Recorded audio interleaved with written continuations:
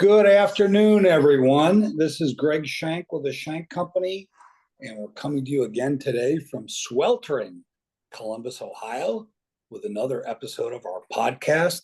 I'm very happy today to have Greg Gleeves on with me, who's a residential expert in Central Ohio. Just so happens that Greg and I both happen to live in the Upper Arlington area. We both happen to have the same first name. We both happen to love to work out, and both happen to really love our children. So we have a great deal in common. And I thought, wow, what more could you ask for to have a guest of a residential expert to kind of fill us in of what's going on today in this crazy world of ours? What's going on in Columbus in the different markets? How does he differentiate himself with all the other thousands of agents that are out there? So, Greg, welcome to the podcast. I'm very happy to have you here. Please tell us a little bit about yourself, your company, and what's going on in the market. Great. Thank you for having me, Greg. One thing you forgot to mention, we also have the same great haircut. We do. That's very true. Thank you so much for having me. My name, like you said, I'm Greg Gleeves with the Gleeves Home Team at the Brokerage House, which is a boutique firm here in Columbus, Ohio. I've had the pleasure of selling real estate for over 14 years. I'll be closing in on 15 at the end of this year. And I specialize primarily, well, I shouldn't say specialize because I have a pretty open net, but the way that real estate works, generally, it'll take you a certain direction. And mine tends to be suburban buyers looking for first-time home buyers all the way to the downsizers. Right now, in particular, I have a lot of people that are in their first time or second time buying a home, and then helping their parents actually, look to downsize, right size, and go from there. So that's my quick background as well. Really excited to talk to you about the market here because I think that there's a lot of news that you hear nationally on these like macro factors. And me being a residential specialist and you being a commercial specialist, we might have two different perspectives on it. But the truth is that the Columbus market is such a micro market. I think there's a lot of differences that you'll find here compared to what you might hear in the news. For example, you said we both like to work out. We work out at the same gym franchise, but different locations. This morning, someone said, "Hey, I saw this article that said this about the market." And one of the things that, I said to them was, I completely understand it, but there are some things that keep in mind when you read an article like that. One, that's usually a lagging indicator. The data, by the time that it's getting out to a major publication, that's old news. Two, the truth is that Columbus has its own feeling to it, and you want to talk about the benefit of working with someone who can really bring value as one of thousands of realtors here in the Columbus market. The truth is that data, I think, is incredibly valuable. I think it's a great way to learn from the past, but the truth is it is always the past. The value of having someone like myself who's, very in-depth, knowledgeable about the market, works a lot in the market, and also works at a firm that's a high production firm, high value, high quality, is that I always say it's putting your hand on the ground and feeling the stampede. You have to know the rumblings of what's coming, and that's not necessarily in the data because we see it. It's having those conversations a lot of times. We're recording this on a Monday, a lot of times Monday is where you find out what's happening in the market because the home that should have sold, maybe it didn't sell, or that home that you didn't think was going to sell sold for $50,000 higher. Yeah, I think that's really good. So I always say something similar. I try to be a master of the market and a master of the process, knowing the market better than anybody and being able to communicate the process to help people, get what they want. I'm an exclusive tenant rep or buyer's guy, so I'm not doing both sides like you are, but it sounds like we're doing the same thing with that to educate our clients. And obviously the goal of this podcast is to educate people to try to make it easier for them to buy or sell a home or an investment property that may happen to be a home Absolutely. or a duplex. So let's go into some of the nitty gritty with that. What do you see in today, generally in the Central Ohio market? And I'm not sure, do you work the entire Central Ohio market? I sure do. Tend to have a focus in Northwest, but again, it's more of a happenstance than anything. But all of Central Ohio, I'll go within about a 45 minute to an hour outside with some exceptions here and there. Wonderful. What do you see are the biggest challenges now for a seller or a buyer?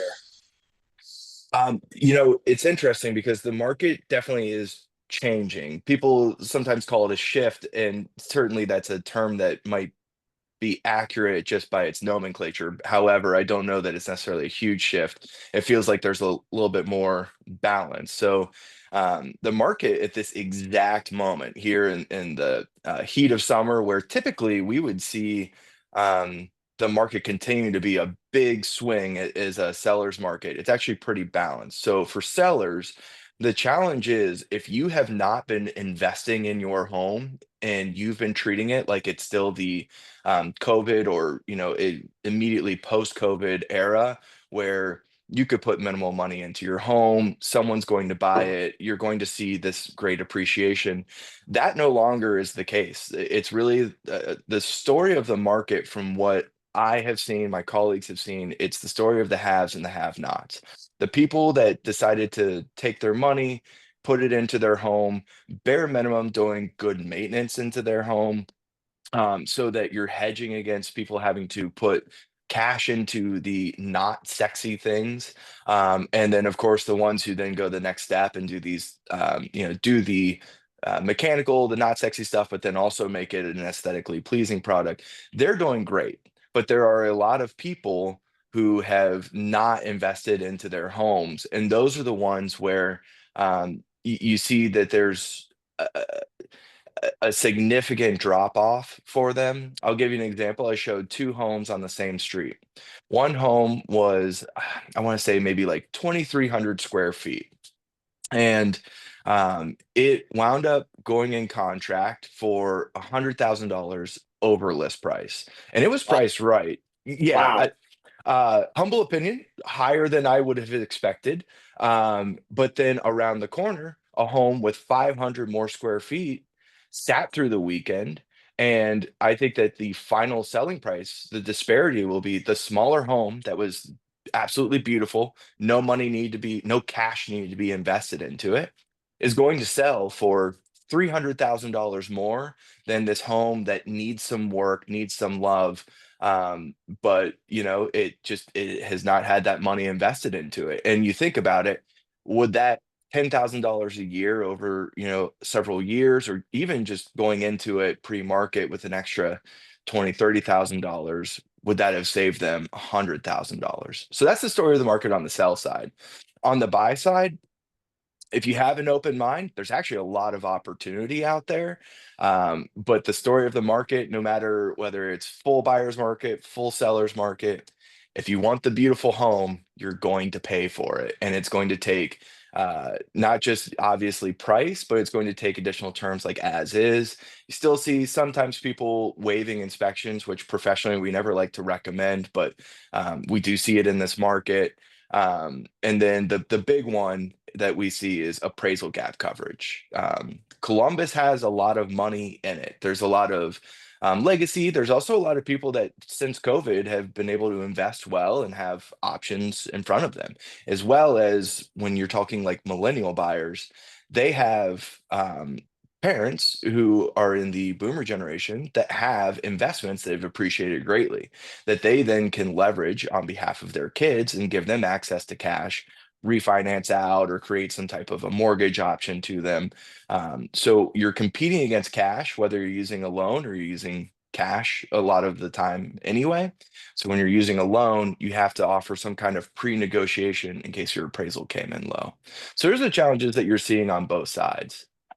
Wow. That's very interesting. So on the commercial side, when I have a client that owns something, I always told them to hold back 3 to 5% what I call reserve replacement fund. Roof, HVAC, parking lot, even painting, whatever. And I look at my own house. I used to have a home. Now I'm in a condo, and that home it had 5 bathrooms and needed a new kitchen. And 3 of the 5 bathrooms needed redone. It was probably 11 years ago. It needed $150,000 worth of work done. And being a single dad with one child, I'm like, do I really want to put $150,000 in a house that's too big for me? And my answer Right. was no. But the person that did it turned around, did that, and ended up selling it for a couple $100,000 more. So your point exactly, even that long ago in this area, and then your story about the haves and the have-nots. I'm totally on board with that. I think the middle class is kind of going away. You either have the lucky sperm club, as I call it, that have parents that can afford to give you some money to help you with a down payment or improvements, or you have people that are barely able to afford, a condo or a low end home. Um, and every area is so unique, but the cost to build today, as we know, is just unbelievable in every property type, whether it's a commercial or residential building. And lots alone, I mean, I don't know if you even have a feel for what an average lot cost is in Central Ohio. A couple $100,000 for probably anything decent, I'm guessing, In prime areas, certainly. on there. Okay, so there's really challenges at both ends. So, what are the best ways for people to be prepared? Let's start with if they're selling a house, and then go to if they're buying a home.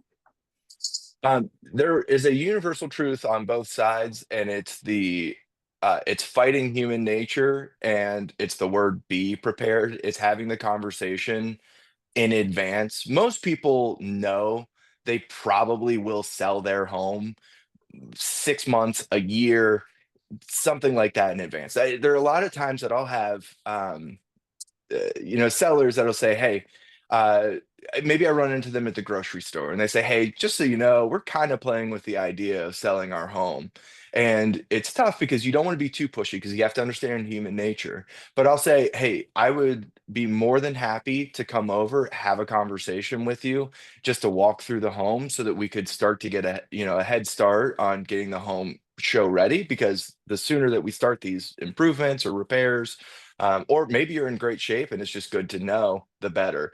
And inevitably, what will happen is those people will call and they'll say, "There's a home we really want to buy," and it's like you don't want to stop a dream, right? So you help them. They have good success buying, of course. It's always the most success buying when they're least prepared to sell. And then they turn around, they haven't done anything to their home. So it's really important that they actually put that effort in advance to the home. And it's very situational, which is why it's so important that you let your trusted real estate professional, myself being one, I would love to be the one for them, but a lot of people have someone in their network. You have to let them in to give you that advice. So it could just be carpet paint. And it could be something bigger. And if it's something bigger and it takes time, unfortunately, you look at risking time on market, money lost, etc. So on the sell side, it's really about investing into that home, kind of like we talked before, well in advance of selling. You could get a GC in there and drop a bunch of money at once, but that's another prohibitive factor. Most people who are selling their home, they are not just cashing out. They are looking to buy another home, a lot of times a more expensive one if they're, upsizing. And, the people upsizing tend to have additional costs, family stuff. So the best thing they can do is start budgeting in advance to get that home show ready. It doesn't mean that you have to live every day like your home is show ready, but it does mean, hey, like if you have 3 bathrooms, maybe you tackle one per year because in 3 to 5 years you might sell. So on the sell side, that's it.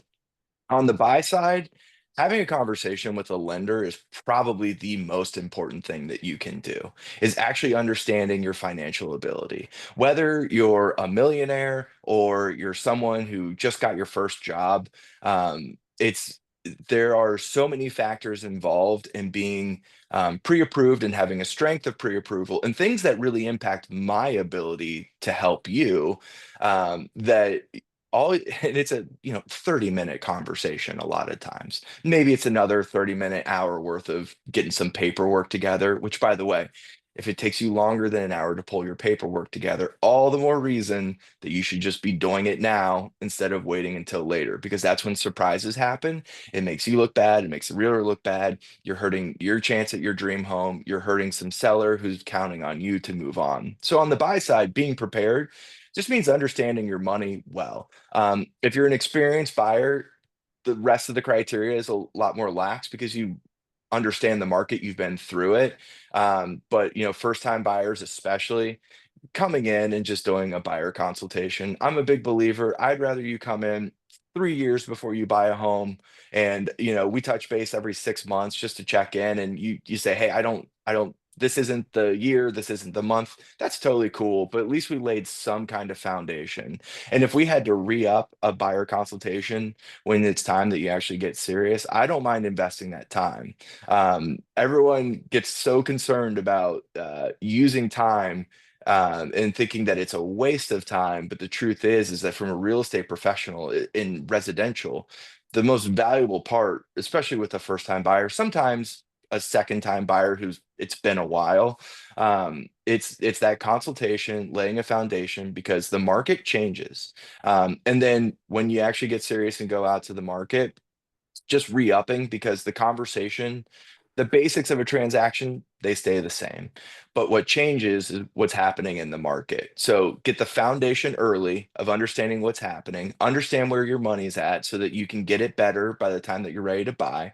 And then when it's time to actually go out and execute on the market, lean into the advice of your real estate professional. I'm not saying like just listen to the wolf in the hen house, but listen to someone who experiences the market to say there are times where I'll tell my clients we have to go full tilt. We're gonna have to lean forward. This is an aggressive market, but also you can wait and you might experience a slower market.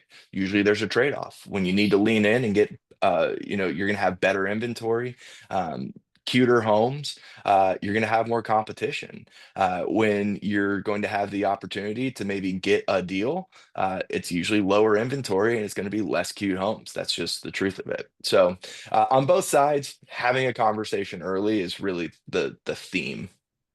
Well, we're certainly in agreement with that. I tell my clients, I don't care if you take 6 months to put a strategic plan together, get your last 2 years' tax returns, meet with your lender, find how much they'll lend you, find how much you're comfortable in borrowing, understand your risk tolerance, find out how much cash you have, how much cash you're comfortable investing. But once you have all those things, be ready to go when the right opportunity happens. So you may take 6 months to get all that done, but when it is, when that right thing comes, like you said, sometimes it's time to lean in because I've had clients that weren't prepared and then they missed a great opportunity, or they didn't get the cash or couldn't get the cash because it was tied up in other things. Maybe they owned another property they had to sell first before they do that. And I don't know how many times you have that issue on the residential side. Are you having many sellers having to sell their existing home first before they can buy the new property? Or are they getting a bridge loan or something else that tied them over? How's that working? So we're in a sweet spot where typically the people haves and have nots, right? The people who are able to, um, are interested and able to execute on moving up, so selling their first home, buying their second home. A lot of times that would be a family home, typically. Um, they are in a position where their financials support being able to take a bridge loan. Truthfully, there are different products. This is a very nuanced thing, but usually like a bridge loan is technically where you take some kind of blanket on, your old property, your future property, you refinance out of it. Don't love those products. I haven't loved them personally for the last couple years, just because the interest rate market had been increasing and has some volatility to it. And so the catch when you take a true blanket loan is that you're exposing yourself to the market at that time. So what a lot of people do now, and they have the benefit of this, is that um, if they bought their home, most people when you're selling, you're in your home for 3 to 5 years minimum. So let's say 5 years. Well, you bought your home and at the end of 2020, 2021.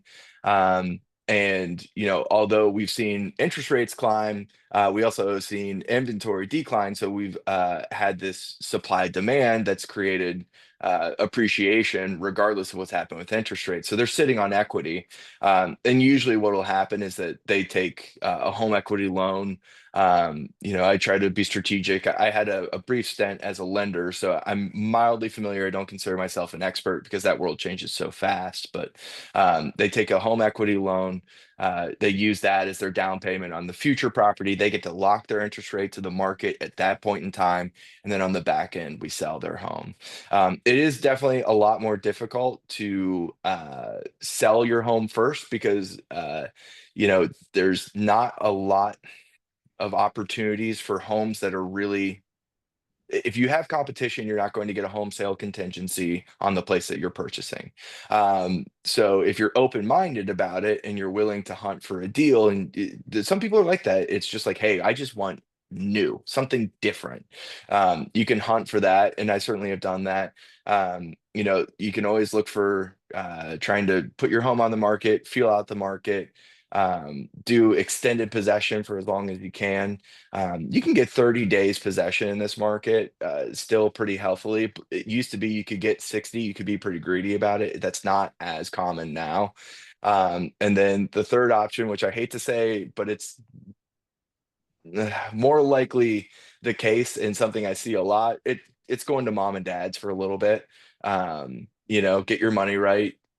Do that or do some kind of 6-month rental, something like that. Put everything in storage except for your essentials, and then go from there. But for the most part, people have equity that they can tap into. That's great to hear. And how about the lenders that you work with or that you know of? Is money easily available right now? And what kind of rates is it at? Yeah, so it seems like the rates that I've seen have, continue to stay high sixes. I don't know if I'm legally allowed to say that or not, but that seems to be the general theme that I've seen pretty consistently, honestly, since probably election time last year. Yeah, the most lenders are using Fannie Freddie money. So they're using money that's, coming from a backed institution. It's mortgage-backed security. So there's money there. And as long as you fit those criteria, most definitely, where you are seeing some constraint, and I feel like this pulls into your world more from what little I understand, is that it's your portfolio money. So it's like if you're trying to buy something that's kind of unique that wouldn't typically get lending approval through a Fannie or Freddie, or one of those kind of like, hey, we're kind of asking for a favor, but it makes business sense. That money was flowing like crazy, post COVID. And now that's definitely been constrained. These like special programs, like non-warrantable condos, stuff like that.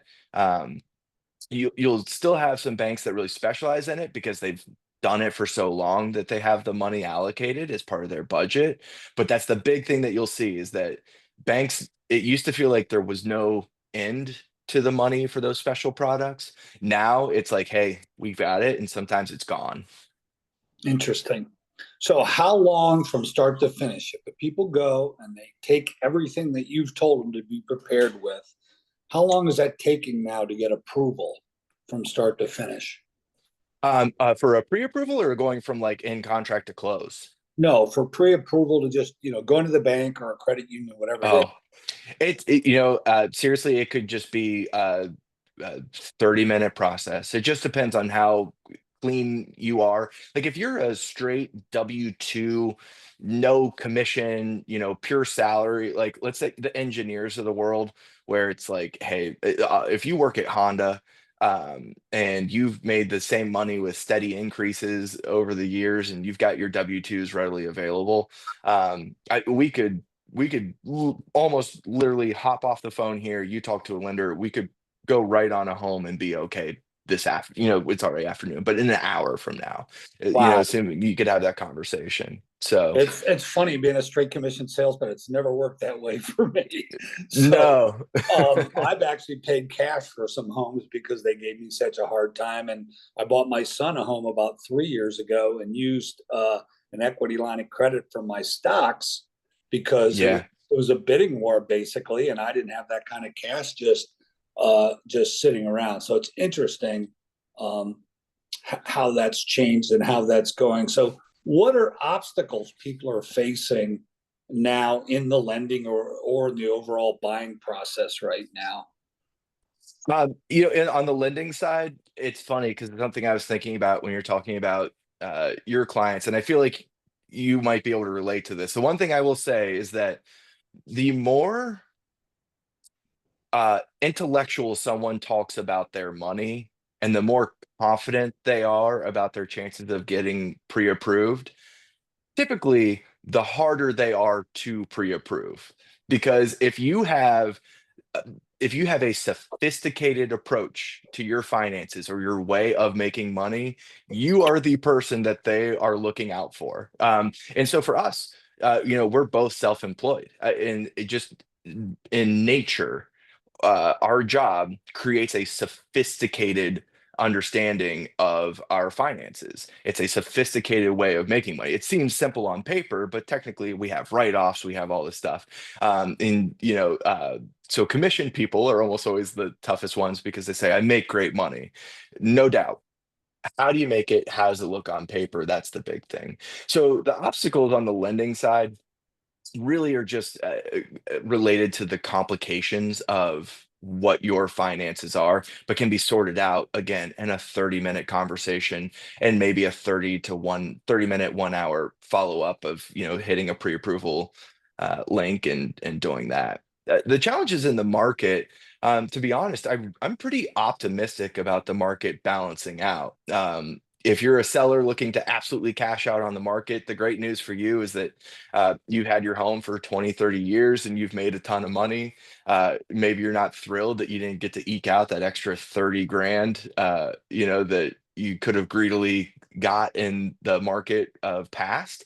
But, buyers and sellers have a common ground right now that I actually think is has created a lot of optimism for me. I'm having a lot of success with, both of sides of my clients being um, pretty darn happy with what they're seeing out there. So the challenges as far as actually just going out and buying outside of if you love that beautiful home that just listed on opening weekend, get ready to pay. Maybe that this could be the caveat. The challenge of being a buyer and liking good homes is that the market is just balanced enough that if someone lists a home, let's say that the home is worth, let's say the comps say on the high end it's worth 500. Um, and but there's a comp out there that could say 510, which means look, 525 is a real possibility. If you absolutely love the home, this is your challenge. Opening weekend, a seller is not going to take something less than list price. There's just human nature, hubris. We're coming off of too optimistic of a seller's market for that to happen. It's just not realistic. And if anything, you risk offending them and going away.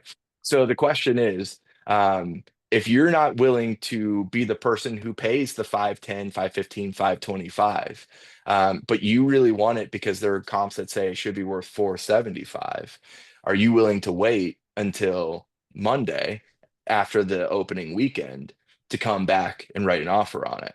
And if you're that person who comes back Monday and you find out they haven't had an offer, who else had that same strategy? Because there are only so many strategies, like look, I love to tell you that there's something that's super unique to all of us, but the truth is that there are things that are unique to high performers, and we all know that same thing. So it's not unusual to wind up in a bid war Monday afternoon instead of Saturday afternoon. So I'd say that's probably the main challenge I'm seeing for buyers right now. If they're looking to not, quote unquote, overpay for a home. Sure. Let's go back to the buying of the lending and financing for a minute. How much does a typical buyer have to put down now to get a new home?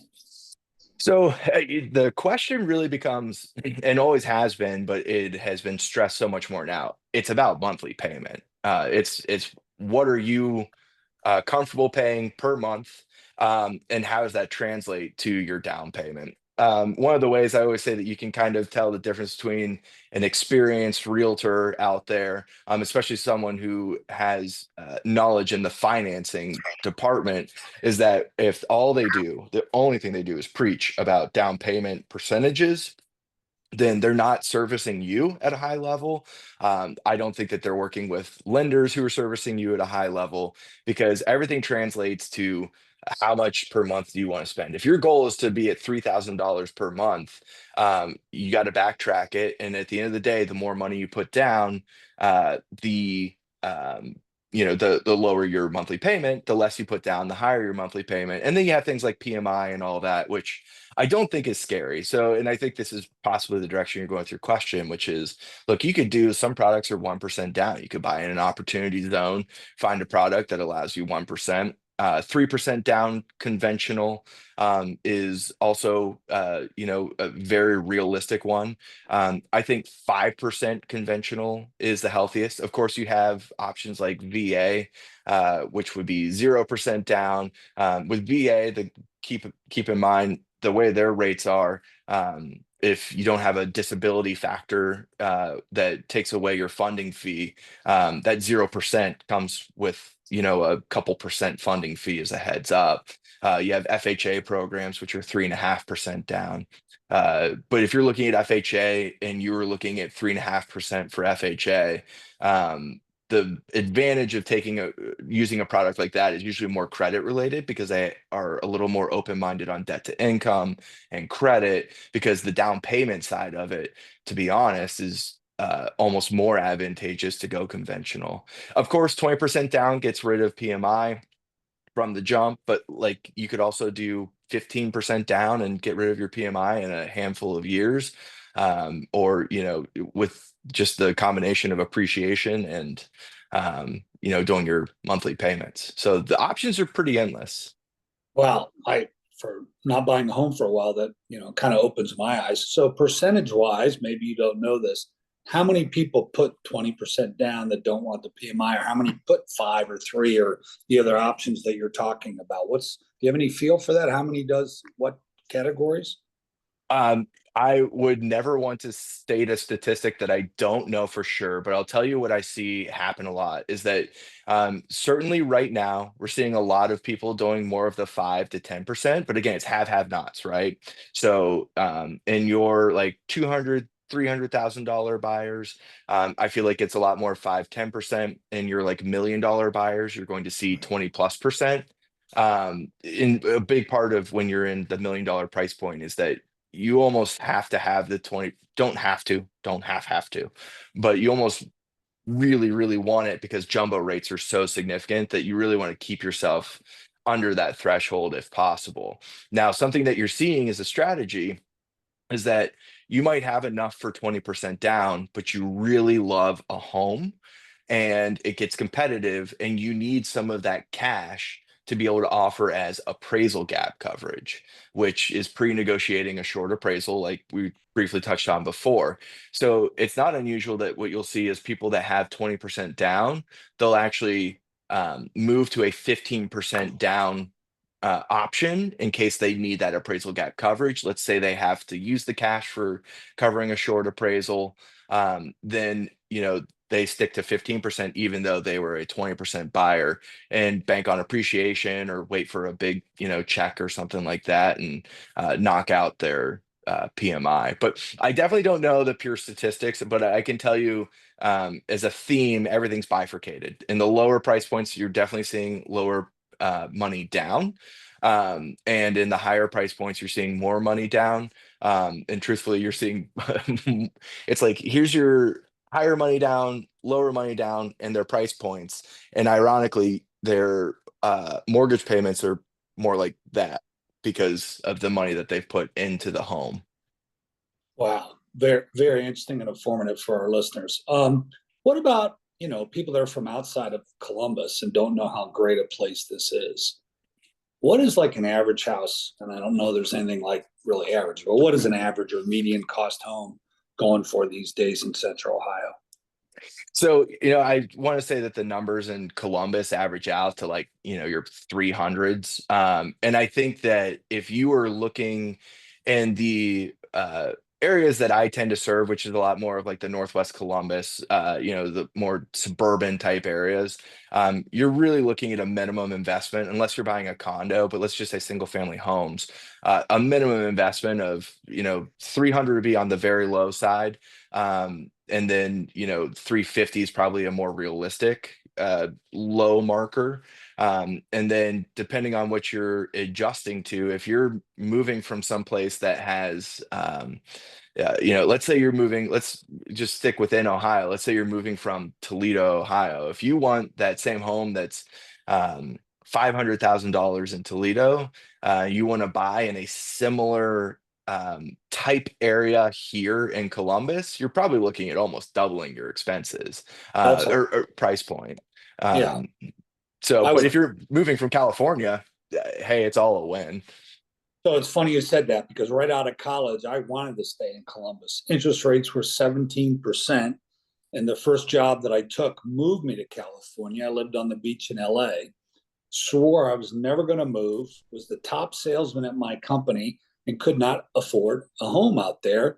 And I came back here for a friend's wedding, trusted my gut. I had a gut feel Columbus was going to grow. And I believe the houses are probably a third here what they are in California or most what I'll call major bigger cities. I call Columbus a big little city. I think we're the 14th biggest in the country, somewhere around there. But I do a great deal of traveling, and yeah, I'm amazed on how everything's gone up in price, but ours has stayed a lot more reasonable. And I think we're going to see, especially since remote work has gone on, more people move to Central Ohio. Yeah. Obviously, our airport is going to be doubling in size. They're tearing down the existing one and building, twice as big, which just boggles my mind that they're actually doing that. But obviously, the powers to be in this city think our population is going to double. So that's obviously going to have a huge effect on housing. I've heard that we've underbuilt somewhere like 10,000 units a year the last 5 or 6 years. But obviously, the cost to build these new homes is pretty substantial, and most of them are having to go farther out on the outer belts in every direction. So if you had your crystal ball polished today, kind of like our beautiful heads, what areas would you say for the future, let's just say the next 5 or 10 years, would be a good area for your buyers to look at going into to buy? So it depends on the way that they want to speculate. We're in a weird place right now with Intel, but there's a lot of rumblings that something's going to happen positive there. So if you wanted to go extremely speculative. You go like Johnstown, right? Because it's cheaper housing. You can get land. It's not totally a secret at this point, but still, it's an opportunity, right? I think that the East Side. It's interesting. I've actually done a lot on the East Side, more than I typically do this year, and I think it's been slower than I expected, and I think that that's the rubber band pulling back. So I think in general, if you're looking that the East Side would be, I think still has a lot of opportunity. Um, if you're looking for your safe bets, perhaps it's biased, but Upper Arlington, Bexley, Grandview, these landlocked, long-standing, well-rated areas, I think are always going to be the places that your money is the safest.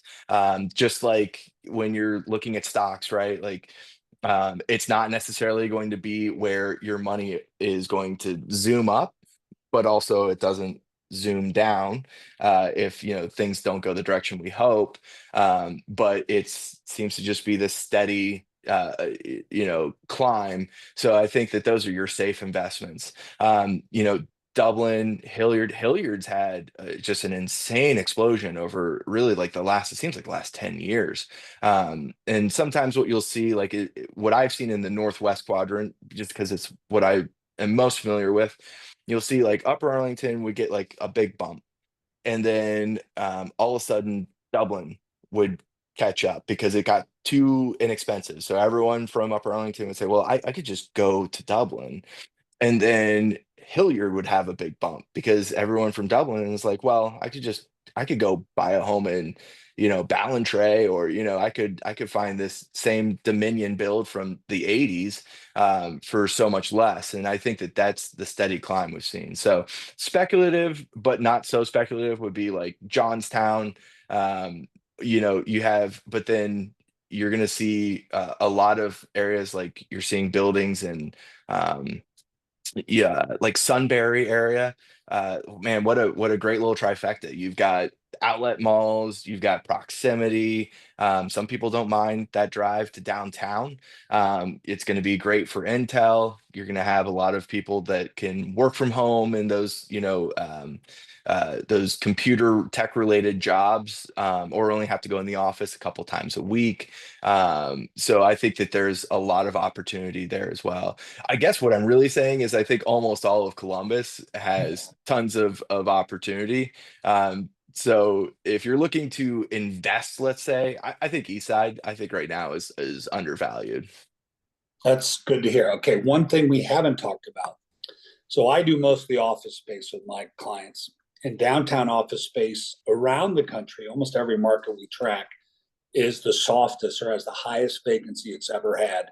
How are you seeing housing, either apartments, condos, or housing in the downtown and short north area? So to be totally candid, I don't focus on that area as much with my business. However, uh, I also don't have people asking to buy down there as much. So there will always be a section of people that are looking for it. But I think that the one catch that you'll find with the downtown market, because I do think that it's taken a hit, although it's not something I personally experience, I still pay attention to the market and have colleagues that are experiencing it. And downtown has density in buildings. So you have a lot of these units that are kind of the same thing. It's not like condos in the suburbs where they're townhouses. You're talking about just, box, box, box, box, box. Some really cool amenities. I mean, these are things that when everything's rip roaring and, downtown is the place to be, which I think will probably come back around. I don't know what your opinion is on it. Man, that's great. You take your dog on the elevator, you go down, you walk around, you stop, grab a coffee, meet a friend for dinner at some trendy place, maybe buy some art. That's the dream. But I think what we're seeing right now, just because of the effect that you're saying with people not being in the offices as much, and then also with the work from home pushing people out, if anything, people have wanted more to be further away than closer in. There is a lull, we'll say, to put it kindly, in that market. I I would tend to agree what little I know about the residential downtown, and I don't think anybody has a crystal ball nationwide whether we'll get 80 or 100% people. My last statistics I saw was about 60 some percent are back in the office 3 days a week. Hybrid is not going away. Remote work is not going away. Place like co-working places are still thriving and growing in different markets. So that's going to be interesting to see because obviously every great city needs a good downtown. And Right. there's some people doing some phenomenal projects downtown that are non-residential or office. The Edwards family just bought, a bunch of blocks on High and Gay and bringing art galleries and restaurants and things that will be good. It'll be interesting to see a year from now. Are they being frequented enough? Are they getting enough sales, for retail in that? But in my travels around the country, I'd say most downtowns have heard both on the residential and the commercial side. And a lot of companies, just like you talked about your clients needing to have a strategic plan for when they want to sell a home, you have to do the same thing for your office space. And unfortunately, too many of my clients procrastinate until their lease Yeah.